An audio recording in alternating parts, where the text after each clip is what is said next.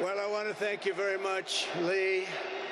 You've been there from the beginning with us, Lee, and we appreciate it. Nobody can sing that song like Lee Greenwood. Thank you very much, Lee, very much for being here. And his voice has not changed, you know? Pretty amazing. And a special thank you to Erica, because today, America is a nation in grief, a nation in shock, and a nation in mourning. Less than 2 weeks ago, our country was robbed of one of the brightest lights of our times, a giant of his generation, and above all, a devoted husband, father, son, Christian, and patriot. Charles James Kirk was heinously murdered by a radicalized, cold-blooded monster for speaking the truth that was in his heart. He was violently killed because he spoke for freedom and justice, for God and country, for reason and for common sense. He was assassinated because he lived bravely, he led boldly, and he argued brilliantly without apology. He did what was right for our nation. And so on that terrible day, September 10th, 2025, our greatest evangelist for American liberty became immortal. He's a martyr now for American freedom. I know I speak for everyone here today when I say that none of us will ever forget Charlie Kirk, and neither now will history.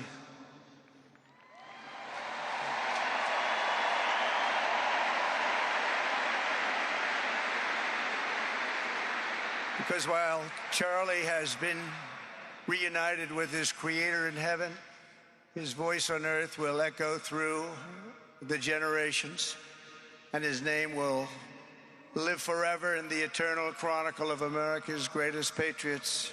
He will live forever. To Charlie's incredible and beautiful widow, Erica, we know the weight of this monumental loss is almost unbearable.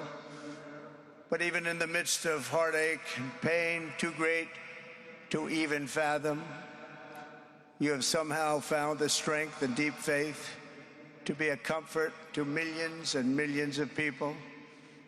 And thank you very much, Erica. Thank you very much.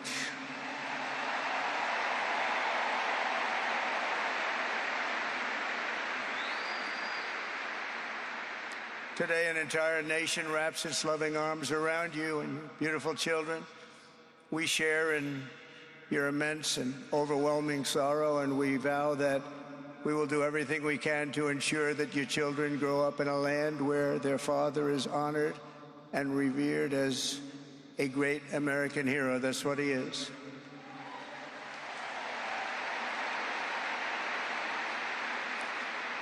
To Charlie's parents who lost their beloved son, and to the entire Kirk family, we know that no words can ever be enough to fill the void he leaves behind. That's a void that just can't be filled. But I hope the extraordinary outpouring of emotion over these past 11 days has comforted you with the knowledge that your son brought more good and love into this world in his 31 short years than most people, even very, very successful people, can bring in a lifetime.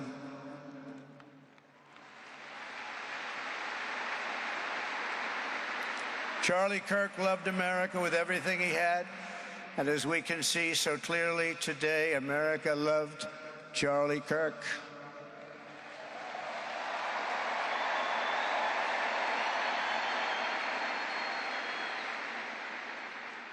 And he could always draw a big crowd. Look at this today. Look at what's gone on. This is a big crowd.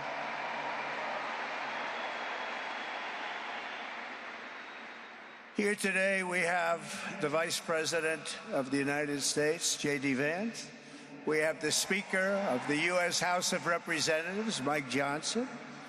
We have countless members of the United States Senate, and I'm sorry I'm not going to introduce you, but I'll be up here. They're all over the place.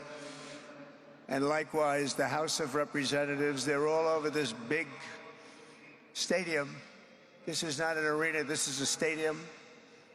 Our great cabinet and this stadium packed with rafters of people, not to mention the one across the street that also has tens of thousands of people, and they're watching us on screen right now.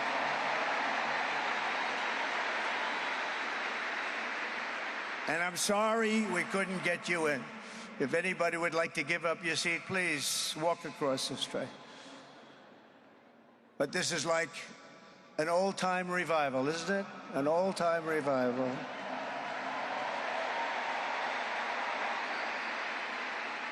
For millions of Americans, especially young people, it is agonizing and unthinkable to say goodbye to a patriot whose heart still had so much to give. It's so much. Raised in the suburbs of Chicago, Charlie was filled with a patriotic spirit from his youth, and he was an all-American in everything he did. And one of the last things he said to me is, "Please, sir, save Chicago." We're going to do that. We're going to save Chicago from horrible crime.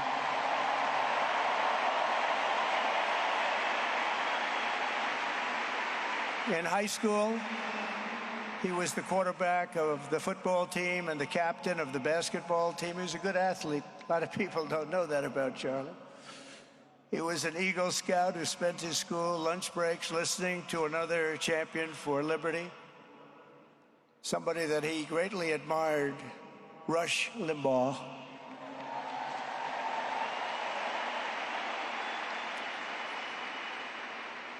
But what was even more important to Charlie than politics and service was the choice he made in the 5th grade, which he called the most important decision of his life, to become a Christian and a follower of his Savior, Jesus Christ.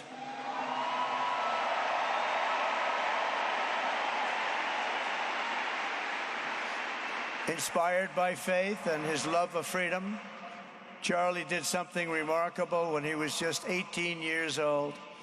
On the advice of a mentor who told him to put off going to college because he was doing so well, he devoted his life to converting young people to the conservative cause. How did he do? Take a look. How did he do?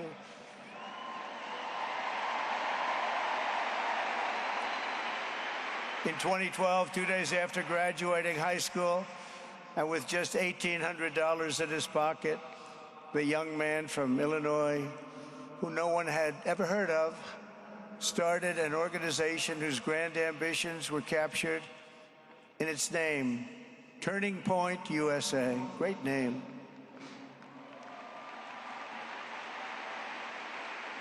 And I have a feeling it's going to be bigger and better than ever before. Does that make sense? It's going to be bigger and better than ever before. Look at what's happening. 12 years ago, Charlie walked onto his first college campus, the very liberal University of Wisconsin at Madison.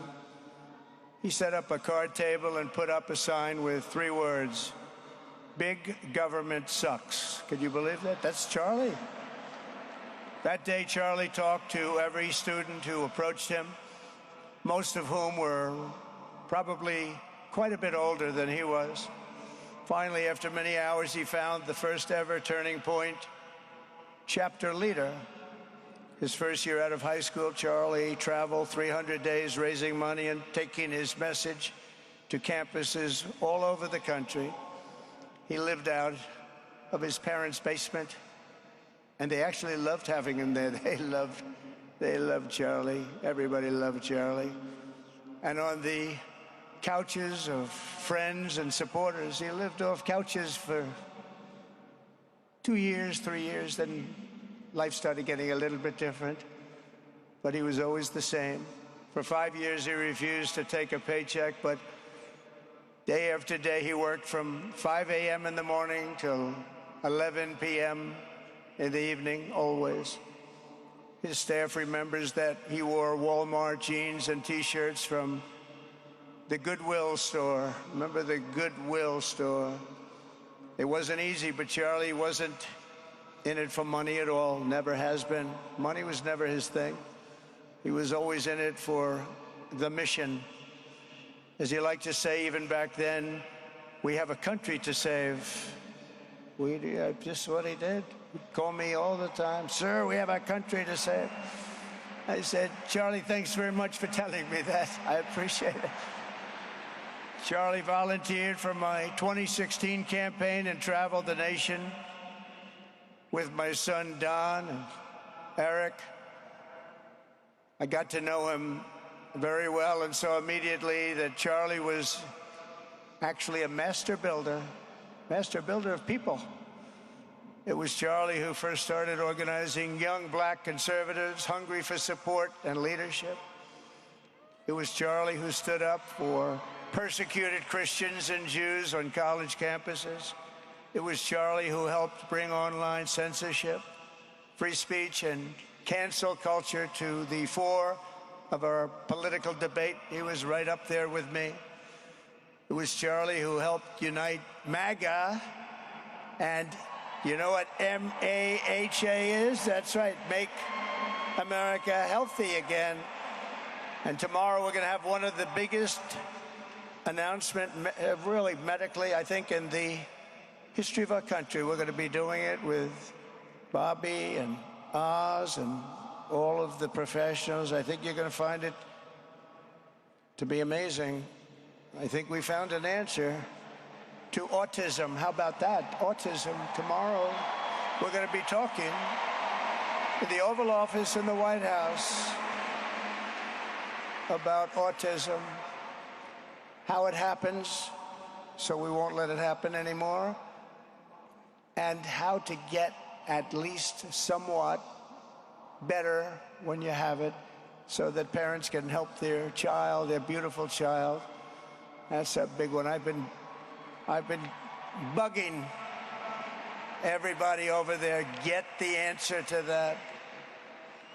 You know, 20 years ago, 1 in 10,000 were born with autism. 20 years ago. The most recent survey says 1 in 12. How bad is that?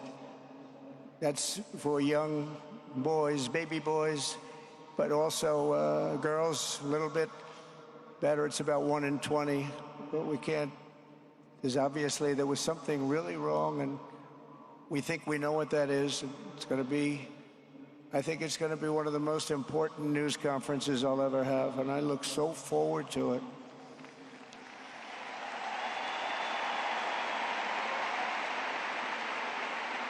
And you know who else looked forward to it? Because he knew. I tell him a little bit about what was going on. Was Charlie. He would have been front row center, believe me. We'll be missing him tomorrow. It was such a big deal for him, too. He brought together Donald Trump, Bobby Kennedy, right here in the great state of Arizona 1 year ago. Remember that? What a night, what a day that was. And it was Charlie who was among the first to speak to me about a man from Ohio by the name of J.D. Vance. Have you ever heard of him? He's doing a good job.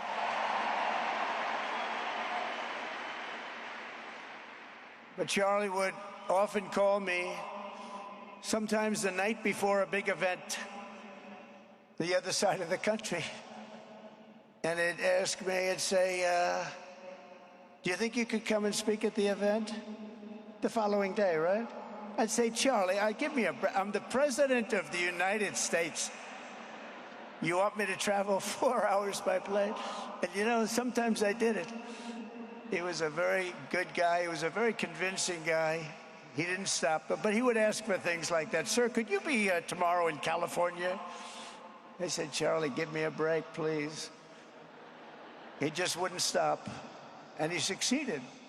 But I almost always went because you never wanted to let Charlie down. He worked so hard. You just didn't want to let him down. I felt guilty. He'd make me feel very guilty. As president, many people asked me for things, but Charlie was one of the few who always gave more than he took. He was a giver, much more than a taker.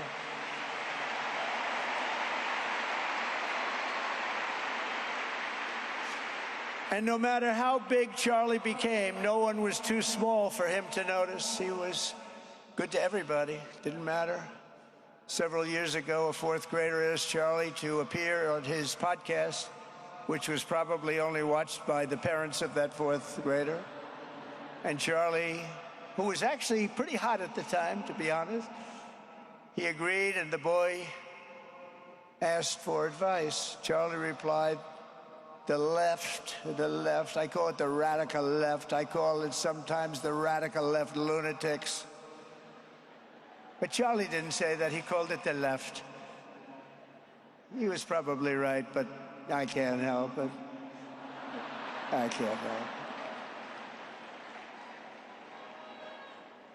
So he said the left, radical left lunatics, may have all the money in the world, but they could never outwork me. I will wake up as early as I need to, about himself. I will stay up as late as I need to, and I will never stop fighting for our country. And he did this until his dying breath. That's what he was doing. That's what he was doing. Think of it. Wow.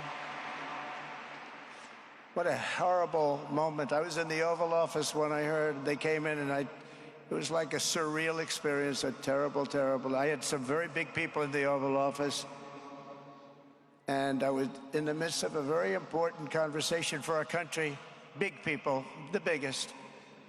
And I said, you have to leave now. When they told me that, they told me in front of a group of very powerful people. I said, you have to leave now, right now, please. Right now. You have to leave, go.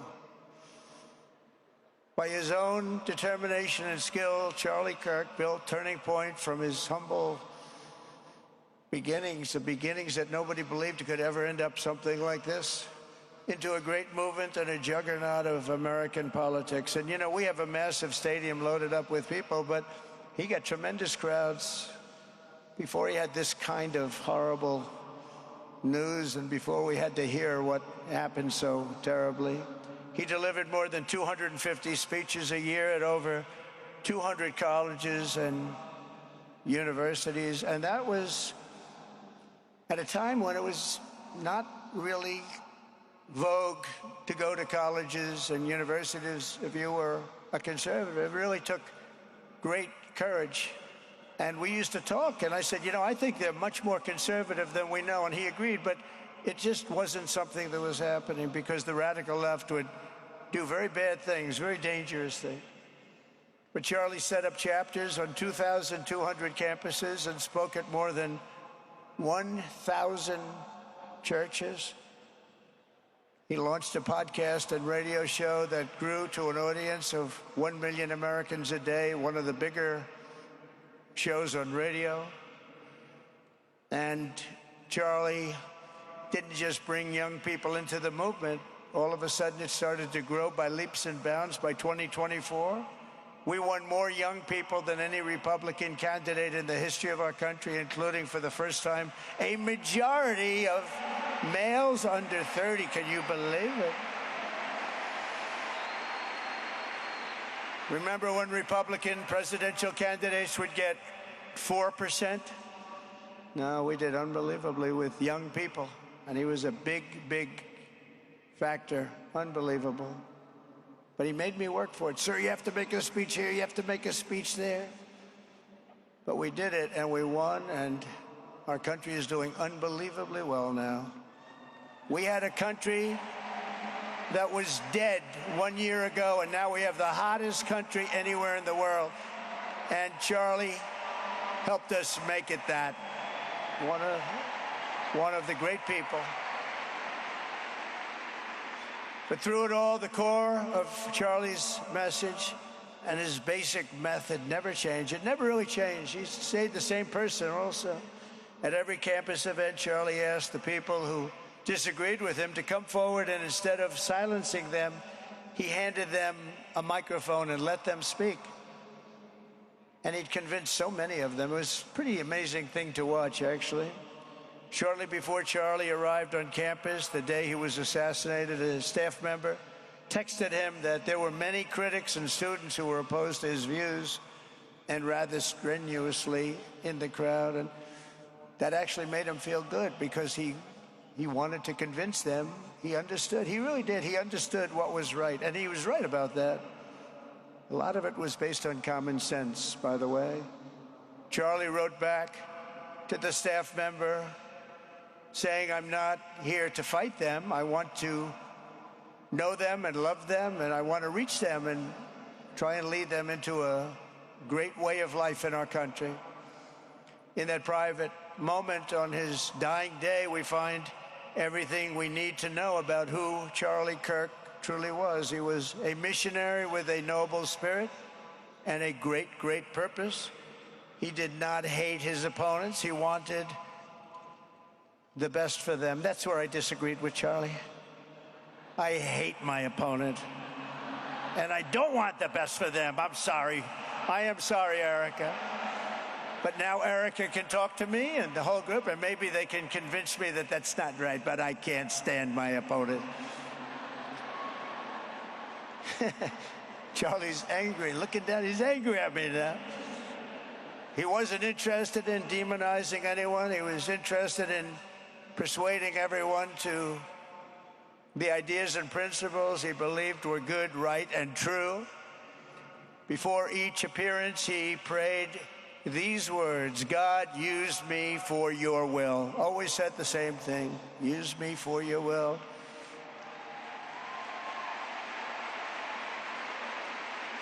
And that is exactly what God did. When you think, that's exactly what he did. The more success Charlie had, and he was getting more and more successful, the more dangerous his mission became. On campuses all over the country, his quest for open dialogue was met with menacing hate. There were bomb threats, pulled fire alarms, and countless rage-filled radicals who tried to shout him down. It was nasty. I used to say, "Charlie, this is nasty stuff you're doing."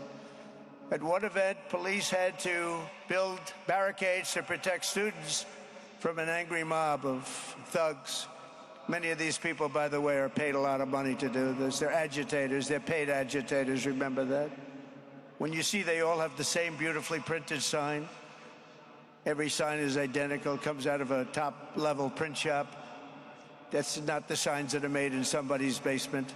Those are paid for by very bad people, and hopefully we're going to be finding out through the DOJ who those people are.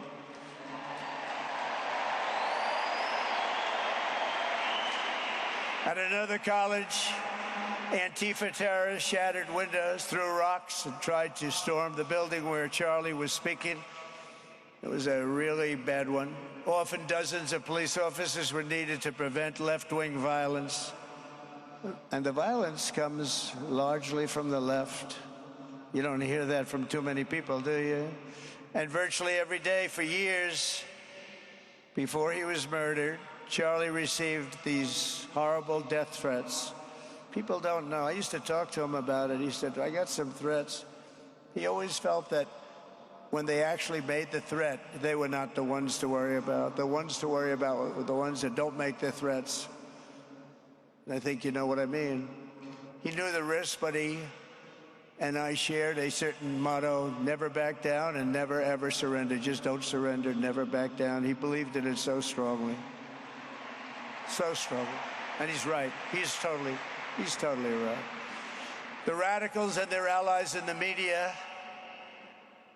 sometimes referred to, as my son said, the fake news media, tried to silence Charlie for a simple reason: because he was winning, and he was winning big. He was taking over college campuses, colleges that had, in theory, only very liberal, or as they like to say, progressive. I call them liberal, but they like to call themselves, because such a beautiful word, progressive. They're the opposite of progressive, if you think about it.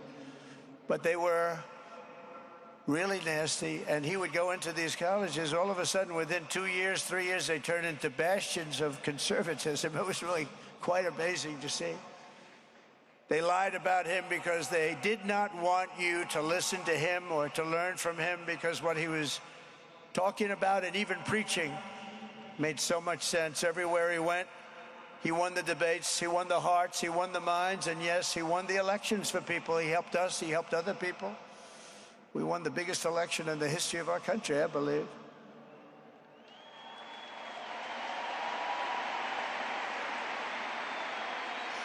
Charlie Kirk was without a doubt among the most influential figures in the most important election in the history of our country. The election of, oh, that beautiful day, November 5th, 2024. Do you remember that day? It was 9 months ago. What a day that was. I mean, we had a pretty good day in the first one. And I must tell you, on the second one, we had a phenomenal day. But a lot of bad things happened. And now that's not even questioned. They cheated like dogs, but we got them back, didn't we, huh? Got them back. But we owe Charlie a profound and eternal debt of gratitude now. Just like Charlie and Erica made Turning Point hot, we are looking at a country that has the chance to attain a level like never before. Tariffs are making us rich again, richer than anybody ever thought was possible. And the only one challenging them are people that hate our country or foreign countries that are paying a price, because they did the same thing to us for years. They took advantage of us, but we're making money. We're becoming richer and richer. And we're taking care of our people better and better when we do that. And we can take care of other countries better and better. But we're doing unbelievably well. The tariffs have really been a hold. The election was big, but the tariffs, because of the election, came in. And remember, other nations do that to us. And Charlie understood that. He saw the money. He saw what was coming into our country, and we can use that for Medicare, Medicaid, Social Security, all of these things that we fight so hard for. And that's exactly what's happening. The numbers are incredible. When the news finally came out on election night last November that the race was officially won, came out pretty early in the night. Charlie was live on camera. In that moment, he was overcome with emotion. I've never seen him like this. He was so happy. For a long while, he said nothing. His eyes were filled with tears, and then he buried his face in his hands and he started crying. That wasn't the Charlie I knew, but in thinking about it, it actually was the Charlie I knew, because he had a tremendous heart. He just wanted what was good for our country, and he saw us going in such a horrible direction. Lovingly, Eric, and this was so beautiful, Erica put a MAGA hat on to cover his bowed head. I like that very much. MAGA, we love. Does everybody love MAGA? Make America Great Again.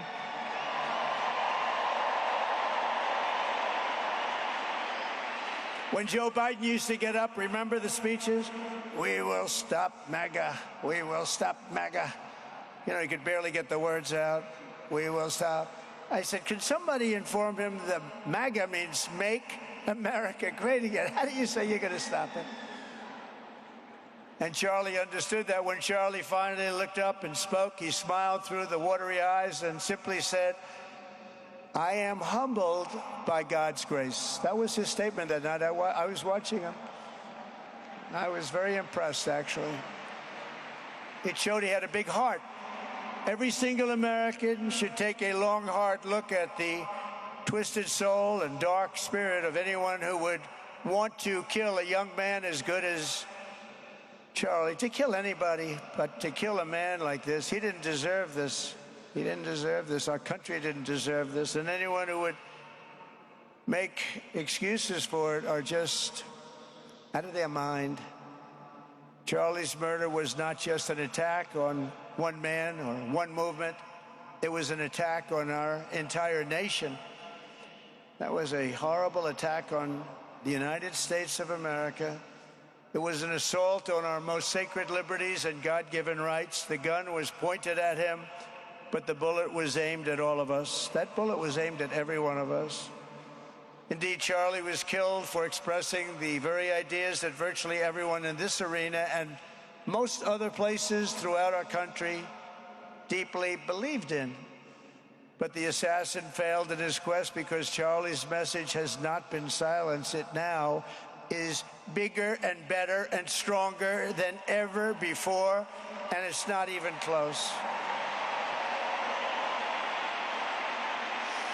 And it's rare that such a thing happens, but Charlie is bigger today than he was, think about it, just 2 weeks ago. He's bigger today than he was 2 weeks ago. Now, that may not help his friends and loved ones, of which there are so many. It may not help Erica and those beautiful children who have to suffer so horribly through this moment, but they know it's true. He's bigger now than ever before, and he's eternal. He's eternal. And I just want to say we love him. And he's looking down at us right now, and he's saying, wow, that's a great crowd. He's saying, that's a great crowd.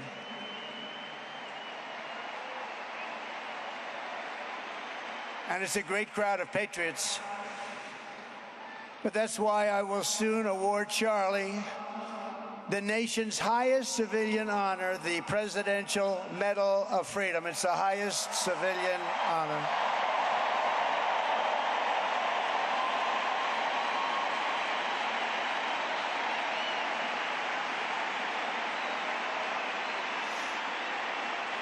And we will do the ceremony at our beautiful White House in a very safe Washington, D.C., a place that Charlie truly revered. You know, we stopped the crime in Washington. Took 12 days. Now you can go to restaurants. You can walk down the middle of the street with your wife. You can have your wife walk alone down the middle of the street. She's going to be in good shape. What a difference. What a difference good management really makes. But it's, I'm so proud of that Washington, D.C. You know, it's one of the worst in the nation, in the world. And now it's considered a very safe city. And it's also, I passed it yesterday, I went through it, and the lawns are good. It's like a different place. It's like the tents are gone, the threats are gone, the gangs aren't there. We got rid of, you know, we took out 1,500 career criminals, 1,500. If you have 3 career criminals, that can make a big difference. But I'm so proud of Washington, D.C., and now we're going into Memphis. And we'll get that one straightened out fast. And then we're going into some others, but we're going to go to Chicago, and we're going to have Charlie very much in mind when we go into Chicago. And we'll get that one straightened out. You have an incompetent governor who, he thinks it's okay when 11 people get murdered over the weekend. He thinks you don't have any crime when 11 people get murdered and 28 people get shot. He says he's got crime. No, they don't have it under control, but we'll have it under control very quickly. So we're going to be doing that. And Charlie loved what we were doing. He was so proud of what happened. He was there to see it. He so proud of what happened in Washington, D.C. As you know, the depraved assassin who planned and executed Charlie's killing has been arrested and charged with capital murder. God willing, he will receive the full and ultimate punishment for his horrific crime. It's a terrible thing. Because you can't let that happen. You can't let that happen. Can't let it happen to a country. The Department of Justice is also investigating networks of radical left maniacs who fund, organize, fuel, and perpetrate political violence. And we think we know who many of them are. But law enforcement can only be the beginning of our response to Charlie's murder. Over the last 11 days, we have heard stories of commentators, influencers, and others in our society who greeted his assassination with sick approval, excuses, or even jubilation. You've heard that. So have I. Couldn't believe it. Some of the very same people who spent the last 8 years trying to sit in moral judgment of anyone who disagreed with them about politics suddenly started cheering for a murder. Incredible. You know the names. They're major losers, by the way. That will be proven out in a short period of time. Some of the very people who call you a hater for using the wrong pronoun were filled with glee at the killing of a father with two beautiful young children. And the same commentators who this week are screaming fascism over a canceled late-night TV show where the anchor had no talent and no ratings, last week were implying that Charlie Kirk deserved what happened to him. No side in American politics has a monopoly on disturbed or misguided people. But there's one part of our political community which believes they have a monopoly on truth, goodness, and virtue, and concludes they have also a monopoly on power, thought, and speech. Well, that's not happening anymore. We've turned that corner very quickly. Tragically, atrocities of this kind, and kind that we saw in Utah, of all places, are the eventual consequence of that kind of thinking. If speech is violence, then some are bound to conclude that violence is justified to stop speech. And we're not going to let that be justified. The tradition of reason and open debate that Charlie practiced is not a pillar of our democracy. In many ways, it's the basis of our entire society. It's the right and inheritance of every free American, the greatest legacy of the Enlightenment, and among the most treasured achievements of civilization. We will defend it at all costs, and we will carry forward the torch of liberty that Charlie Kirk held so proud and so high. He was so proud, and he did hold that torch high. We will never, ever let it fail. We will never let it fail. But we're going to raise it higher than ever before. It's going to be raised, and this is the beginning. Perhaps it should be no surprise that Charlie, who spent his life speaking with the critics of these traditions, ultimately became convinced that we needed not just a political realignment, but also a spiritual reawakening. We did. And we have to bring back religion to America, because without borders, law and order, and religion, you really don't have a country anymore. We want religion brought back to America. We want to bring God back into our beautiful USA like never before. We want God back.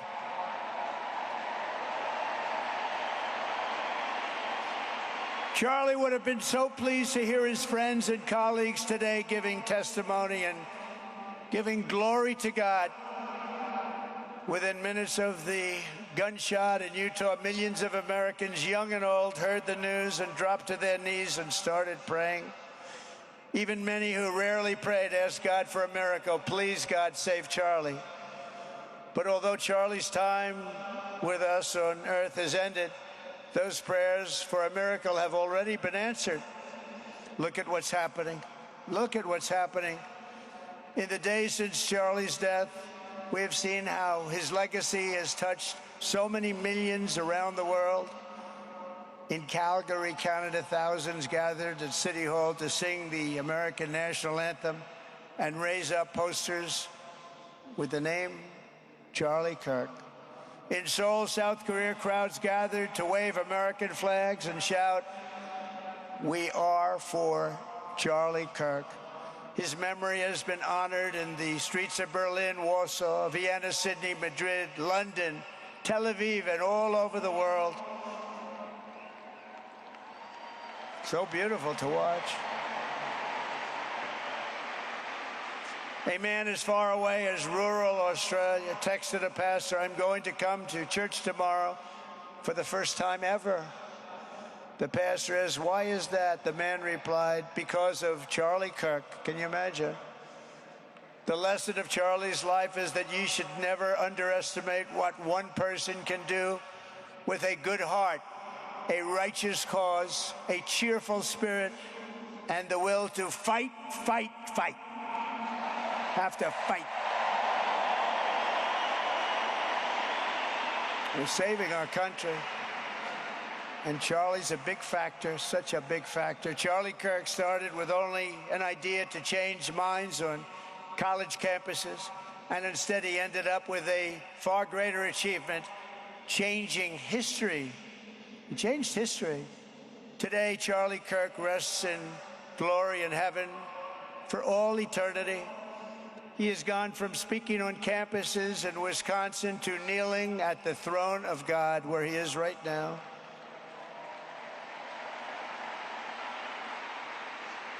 We grieve for the friend and leader that we have lost, but we go forward strengthened by his faith and bolstered by his courage and inspired by his example to defend the country he lived for the freedoms he died for, and the values in which he so deeply believed. He believed in values that we should all believe in. Charlie created something very special. It's called Turning Point USA. And under the leadership and love of Erica, it will become bigger and better and stronger than ever before.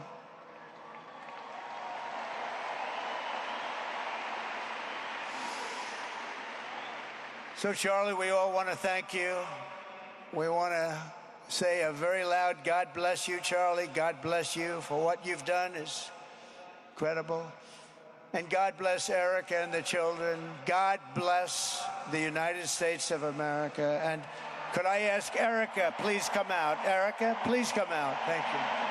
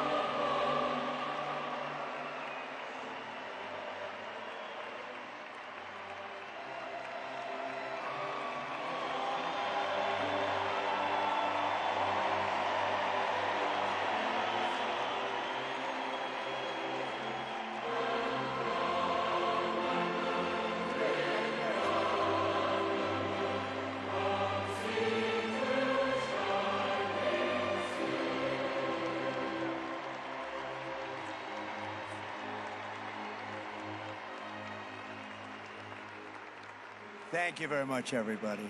Thank you very much, and good luck. God be with you. Thank you.